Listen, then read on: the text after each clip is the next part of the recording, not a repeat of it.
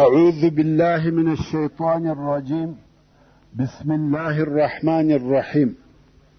إن الحمد لله نحمده ونستعينه ونستغفره ونعوذ بالله من شرور أنفسنا وسيئات أعمالنا. من يهده الله فلا مضل له ومن يضلل فلا هادي له، وأشهد أن لا إله إلا الله وحده لا شريك له، وأشهد أن محمدا عبده ورسوله صلى الله عليه وآله وسلم تسليما كثيرا. أما بعد، د سرور کائنات صلی الله علیه و آله وسلم ژوند. محترم ورونو، زموږ قصه دې ځای ته رارسېدلې وه. په دغه شپه چې مسلمانان په عدوة الدنیا کې دي، د الله جل جلاله په امر ځینې کارونه وسوه چې مسلمانانو ته یې یو څه اسانتیاوې جوړې کړې، چې یو د هغو کارو څخه الله جل جلاله باران واوراوه. مسلمانانو خو اوبه نه درلودې او اوبو ته یې ضرورت درلودی، نو الله عز وجل دونه باران پر واوراوه چې د دوی د اوبو ضرورت یې ورپوره کړي. نور تکلیف او ضرر یې نور ورساوه، ځکه د مسلمانانو په منطقه کې لږ باران واورېدی چې ریګنه مځکه په سخته او کلکه سوه او تګ پر اسانه سو. خو دغه باران د مشرکانو په منطقه کې ډېر شدید باران و چې مشرکان یې د پرمختګ څخه منع کړه. کفار تر میدان جنګ پورې په خټو کې ولاړه، چې په خټو کې تګ کول سخت او مشکل دی او سړی ستړی کوي. نو کفار د جنگ و منطقې ته ستړي او هلاک ورسېده، او د مسلمانانو په منطقه کې نرم او نمنمک باران و. د دوی د اوبو ضرورت یې ورپوره کړي، ځکه یې ورته کلکه کړه چې د دوی تګ پر اسانه سو. او په دغه شپه پر مسلمانانو خوب غالبه سو. په دغه شپه ټول بیده سوه، دا هم په دې سبب چې مسلمانان هوسا سي. یو د اصحاب کرامو څخه وایي چې زه په دغه شپه پیردار وم، خو خوب دونه راباندې غالبه سو چې بیده به سوم او توره به مې د لاسه څخه ولوېده. او دغه کیفیت چې توره به مې د لاسه څخه ولوېده 7 واره راته پېښ سو.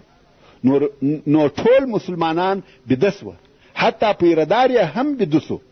الله عز وجل د مسلمانانو د دغه شپې کیفیت د سورة الانفال په 11 نمبر آیات کې بیانوي او فرمایي: اذ یغشیکم النعاس امنة منه وينزل عليكم من السماء ماء ليطهركم به ويذهب عنكم رجز الشيطان وليربط على قلوبكم ويثبت به الاقدام.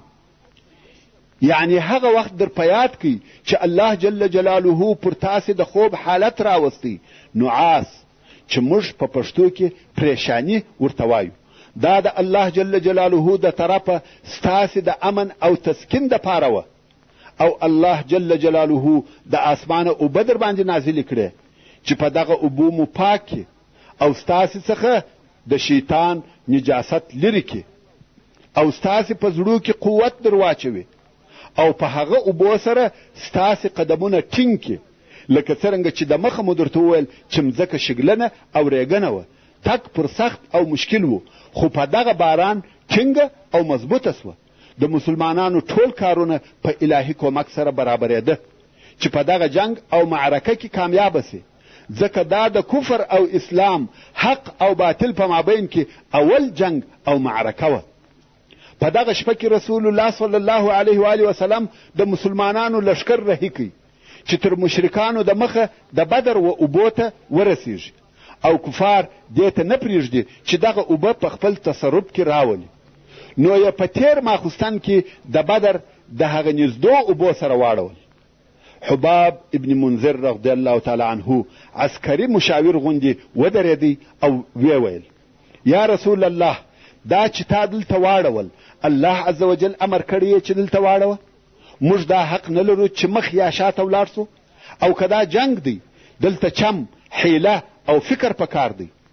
رسول الله صلی الله علیه و آله وسلم وفرمایل: دا جنگ دی، دلته حیله او فکر پکار دی.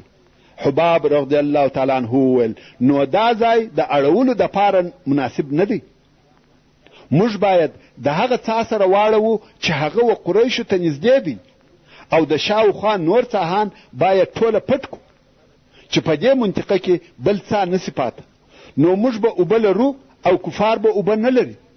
رسول الله صلی الله علیه و آله وسلم وفرمایل دا ښه فکر دی او فورا مسلمانان د رسول الله صلی الله علیه و آله وسلم په امر سره د دغه ځای څخه بار سوه څو هغه اوبو ته ورسېده چې و دښمن ته نږدې وې. نیمه شپه وه چې دلته یې واړول. کم څاهان چې شاوخوا په دغه منطقه کې وه هغه یې ټوله پټ کړه بې له دغه د دوی د څا څخه. بیا نو رسول الله صلی الله علیه و آله وسلم وفرمایل چې د دغه څا سره د اوبو یو حوض جوړ کړي او د اوبو یې ډک کړي، ځکه د جنگ په وخت کې د اوبو راکشل سخت او مشکل کار دی او وخت غواړي. نو یې نږدې وه دغه څا ته حوض جوړ کړي او د څا څخه اوبه راکاشي، حوض په ډکوي تر څو چې حوض یې د اوبو ډک کړي.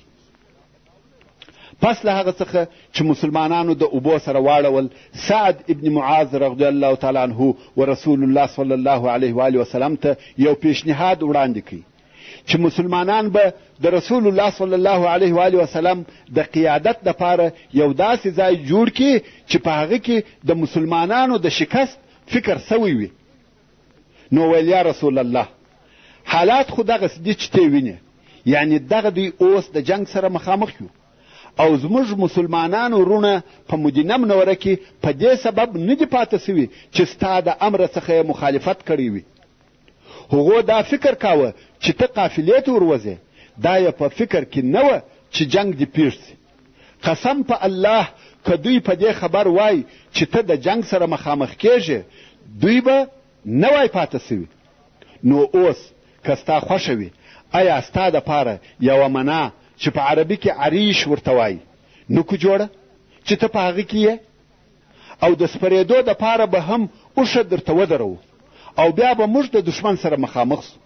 که موږ په جنگ کې کامیابه سو دا هغه شی دی چې موږ په خوشحاله کیږو، او که حالات د دغه څخه مخالف و یعنی د شکست حالت و پر اوښ به سپور سې د هغه قوم سره به یو ځای سې چې زموږ تر شا پاته سوی دی. هلته داسې قوم پاته دی چې موږ تر هغو ستا سره په محبت کې نوی زیات، او که هغه پوهېدلی چې ته جنگ ته وځې هېڅکله به نه وای پاته سوي، نو الله عز وجل به تا په هغو سره وساتي او ستا په ملګرتیا به جهاد در سره کوي. ورونو د مسلمانانو سره ځکه دا فکر ورسره و چې دوی اصلا د جنگ دپاره نه و راوتلي. د دوی او د دوی د دشمن په مابین کې د شمیر او اسلحې په لحاظ ډېر فرق موجود و. رسول الله صلی الله علیه و آله وسلم و سعد ابن معاذ رضی الله تعالی عنه ته د خیر دعا وکړه او بیا نو مسلمانانو پر یوه لوړه غونډۍ چې د میدان جنگ په شمال شرقي طرف کې و او د جنگ میدان تر لاندې و د رسول الله صلی الله علیه و آله وسلم دپاره عریش جوړ کړي او د انصارو د ځوانانو څخه یوه ډله د سعد ابن معاذ رضی الله تعالی عنه په قومندانۍ د رسول الله صلی الله علیه و آله وسلم د قیادت د مرکز پر شاوخوا د ساتنې دپاره ودرېده. بیا نو رسول الله صلی الله علیه و آله وسلم خپل لشکر د جنگ دپاره جوړ او آماده کړي، بیرغونه یې تقسیم کړه او هغه میدان ته ورغلی چې هلته به سبا جنگ کیږي او هلته په خپل لاس سره و ځینو ځایو ته اشاره کول او ویل به ان شاء الله سبا د فلاني د وژلو ځای دغه دی او د فلاني د وژلو ځای دغه دی. او بیا رسول الله صلی الله علیه و آله وسلم د یوې درختې د تنې سره شپه په لمانځه تېره کړه او مسلمانانو هم شپه په آرامه چې زړونه یې د اطمینانه ډک وه تېره کړه. ځانونه یې یو څه هوسا کړه او دا یې امید و چې په سهار کې به د خپل رب د طرفه د خوشحالۍ زیري په خپلو سترګو ویني. دغه شپه د جمعې شپه او د هجرت د 2 کال د روژې د میاشتې 18 شپه وه. مګر قریشو دغه شپه په عدوة القصوا په هغه خپل ځای کې تېره کړه. اوس چې سهار سو د قریشو جنگي ډلې یا ټولۍ یوه په بله پسې بدر ته راغلې. ویلې ده چې اوبه نسته. نو یو څو نفره یې د رسول الله صلی الله علیه و آله وسلم و حوض ته د اوبو څښلو دپاره راغله. رسول الله صلی الله علیه و آله وسلم وفرمایل پرېږدئ چې اوبه وڅښي. هر چا چې د دغه حوض څخه په دغه ورځ اوبه وڅښلې هغه ټوله په دغه ورځ په جنګ کې ووژل سوه، بې له حکیم ابن حزام څخه هغه نه ووژل سو، او په وروسته کې بیا ایمان راوړی او ښه صادقه مسلمان سو. کم وخت چې به دغه حکیم ابن حزام غوښته چې شدید قسم یاد کړي، نو بیا ویل قسم مې دې په هغه ذات وي چې زه د بدر په ورځ د مرګ څخه خلاص کړم. کم وخت چې قریش سره ځای پر ځای سوه، نو یې عمیر ابن وهب ولېږئ چې ولاړ سه د مدینې منورې د لښکر معلومات وکړه چې څو نفره به وي. عمیر هم پر آس پور سو، شاوخوا په منطقه کې وګرځېدی او بیرته لښکر ته راغلی. ویل د مدینې لښکر زیات او کم پکښې 300 نفره دي، مګر تاسې ما پرېږدئ چې زه نور هم وګورم چې ځینې خو به کمین نه وي نیولی، یا خو به د کومک دپاره څو نفره نه وي پټ کړي. بیا پر آس پور سو او د بدر په وادي کې تر ډېره لرې ولاړی، خو شی یې نه ولیدی. بیرته قریشو ته راغلی او ورته ویل شی مې نه ولیدی، مګر یا معشر القریش، دوی داسې قوم دی چې نه اسلحه ورسره سته او نه د خلاصېدو ځای لري بېله د دوی د تورو څخه. نو والله زه نه وینم چې د دوی څخه دی یو نفر ووژل سي تر څو چې ستاسې څخه یو نفر ونه وژل سي. نو که په تاسې کې د دوی په شمېر خلق ووژل سي، بیا نو ژوند څه خوند لري؟ ښه فکر وکړئ ورونو. د عمیر ابن وهب د خبرو مقصد دا دی چې د مسلمانانو سره بېله تورو نوره اسلحه نسته، او جنگ هم پر دشت او میدان دی، د تیښتې ځای هم نه لري. نو معلومه خبره ده چې لاس په لاس به جنگ در سره کوي، او په داسې جنگ کې چې لاس په لاس وي، تاسې تر هغو د دوی څخه یو نفر نسئ وژلی چې په تاسې کې هم یو نفر ونه وژني. نو که په تاسې کې 2 نفر ووژل سي لکه د دوی شمېر، بیا نو ستاسې دپاره په ژوند کې څه خوند او مزه پاته کیږي. چې د عمیر د خبرو مقصد دا سو چې جنگ پرېږدئ او درځئ. دلته نو د ابو جهل پر ضد یوه بله معارضه هم راپورته سوه چې غوښته یې د مکې لښکر بې له جنګه بیرته مکې ته ولاړ سي. هغه دا چې حکیم ابن حزام و عتبه ابن ربیعه ته ورغلی او ویل یا ابوالولید، ته د قریشو مشر او سردار یې، په دوی کې ستا امر چلیږي. آیا د داسې خیر اراده لرې چې په هغه سره به همیشه په ښه نامه یادېږي؟ عتبه ویل هغه خیر څه شي دی یا حکیم؟ حکیم ویل خلق پر څه شي او د څه دپاره وژنو؟ موږ د خپلې قافلې د خلاصېدو دپاره راغلي وو او هغه خلاصه سوه.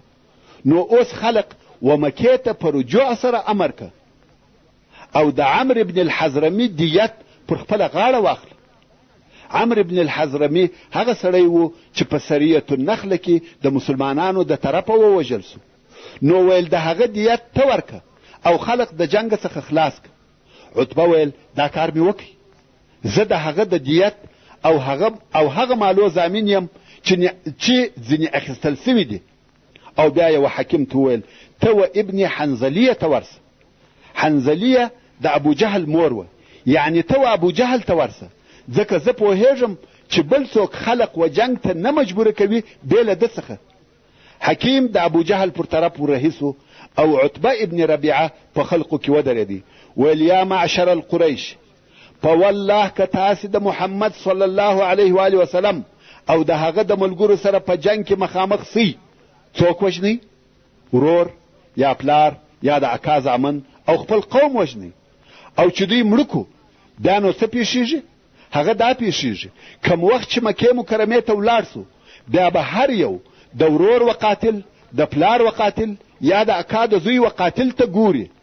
د مثال پر ډول که زه د مسلمانانو څخه هر څوک مړ کم، هغه ستا یا د بل چا ورور یا پلار یا اکا یا د اکا زوی یا ماما دی.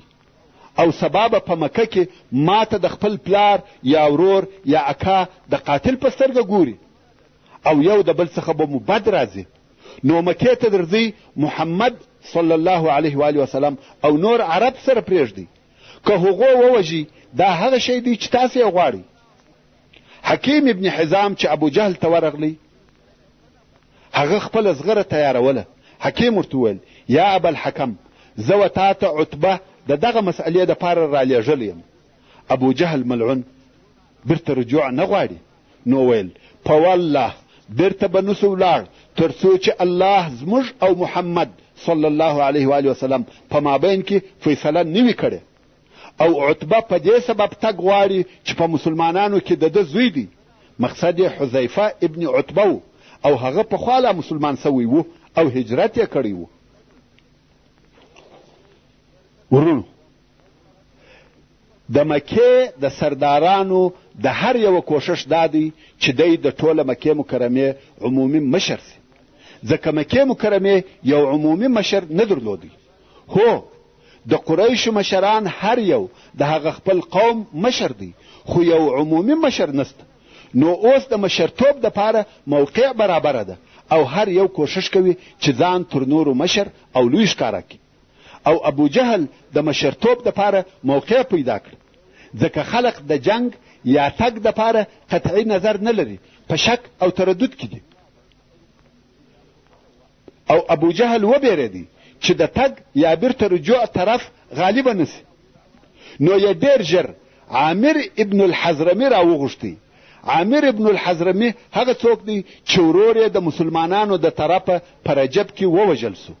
یعنی عامر د هغه عمر ابن الحضرمي ورور و چې د عبدالله ابن جحش د سریې د طرفه تر دغه غزا د مخه د رجب په میاشت کې وژل سوی و. او اول هغه سړی و چې د مسلمانانو د طرفه وژل سوی و. قصه یې مخکې بیان سوې ده.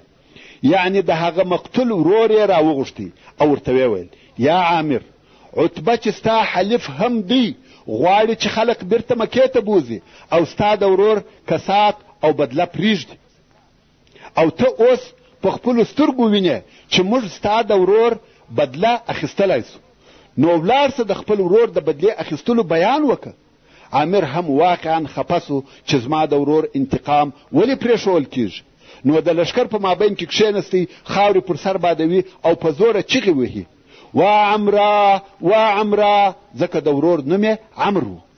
او ویل زما د ورور انتقام پرېږدئ او تاسې ځئ. په والله که ستاسې څخه د یو چا زوی وای انتقام او بدله به مو نه وای پرې ایښې. په قریشو کې هم هغه قومي عصبیت راپورته سو او هغه خپل د شر پر اراده ټینګ سوه. او په دغه ډول سره هغه د عتبه رایه باطله سوه. د ابو جهل طغیان او سرکشي د عتبه پر حکمت غالبه سوه. کم وخت چې مشرکان د عدوة القصوا څخه رابار سوه او تر غونډۍ راواوښته او دوو لښکرو سره ولیده، رسول الله صلی الله علیه و وسلم وفرمایل الهي دغه قریش دی په خپل فخر او غرور سره راغله، ستا دشمنی کوي او ستا د رسول تکذیب کوي. الهي ستا هغه نصر غواړم چې وعده دې را سره کړې ده. او بیا چې رسول الله صلی الله علیه و وسلم عتبه ابن ربیعه په قریشو کې ولیدی چې پر سره اوښ سپور و، وی فرمایل که د قوم په یوه نفر کې خیر وي هغه به د دغه سره اوښ په خاوند کې وي. که د ده خبره منلې وای سمه لار یې ورښول.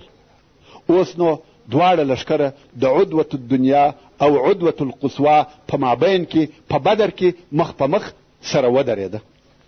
رسول الله صلی الله علیه و وسلم د مسلمانانو د صفو په سمولو او ترتیبولو مشغوله سو.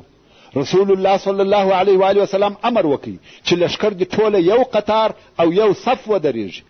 لښکر یې د پخوانیو جنګو پر طریقه چې لښکر به پر 5 حصو ویشل کېدی نه کوي جوړ. ورونو تر دې د مخه چې به همیشه جنګونه کېده، لښکر به پر 5 حصو ویشل کېدی: مقدمه، مؤخره، قلب، میمنه، میسره. مګر رسول الله صلی الله علیه و وسلم داسې ونه کړه، بلکې د ټول لښکر څخه یې یو قطار جوړ کړي. په دغه وخت کې چې رسول الله صلی الله علیه و وسلم د لښکر صف برابروي، یوه عجبه واقعه پیښه سوه. هغه دا چې د رسول الله صلی الله علیه و وسلم په لاس کې یوه لښته وه او صف یې ترتیباوه. په صف کې پر یوه سړي راغلی چې نوم یې سواد و او تر صف د باندې ولاړ. رسول الله صلی الله علیه و وسلم ورته وویل سم ودرېږه یا سواد، او تر ده تیر سو. د هاخوا چې پر راغلی بیا هم سړی تر سب یو څه د باندې و. نو رسول الله صلی الله علیه و آله وسلم هغه سړی پر نس په لښته وواهه او ویل په سب کې ودرېږه یا سواد. سړي عجبه خبره وکړه، ویل یا رسول الله خوږ دې کړم او زه قصاص غواړم، یعنی خپله بدله غواړم، لکه څرنګه چې تا ووهلم غواړم چې زه دې هم ووهم. ورونو لښته کوچنۍ وه او په زور یې هم نه دی وهلی، په کراره سره یې پر دا نس ووهه. خدای وای خوږ دې کړم، خپله بدله او قصاص غواړم. نور صحابه کرام ورته وایي سړی ته څه وایې؟ دا رسول الله دی. سړی وایي هو دا منم، خدا بیا زما حق دی، خوږ یې کړم بدله غواړم. رسول الله صلی الله علیه و آله وسلم وفرمایل هو دا د ده حق دی. لښته یې ورکړه او نس مبارک یې ورته لڅ کړي، ځکه د هغه سړي نس لڅ و. سړی ور وغورځېدی او د رسول الله صلی الله علیه و آله وسلم مبارک نس یې مچ کړي. رسول الله صلی الله علیه و آله وسلم په تعجب کې سو او ویل یا سواد دا څه کار و چې تا وکړي؟ سړي ویل یا رسول الله دا حال خو ته وینې، یعنی جنگ تیار دی او امکان لري چې دغه اوس ووژل سم، نو ما دا اراده وکړه چې آخري کار مې ستا سره وي، چې زما پوست ستا د پوست سره وموښلي. رسول الله صلی الله علیه و آله وسلم د خیر دعا ورته وکړه. ورونو د رسول الله صلی الله علیه و آله وسلم سره د اصحاب کرامو حب او اخلاص دغسې و.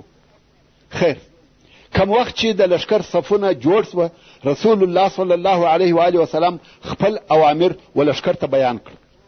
ویل جنگ به تر هغو نه شروع کوئ چې زما آخري امرونه درته رانسي.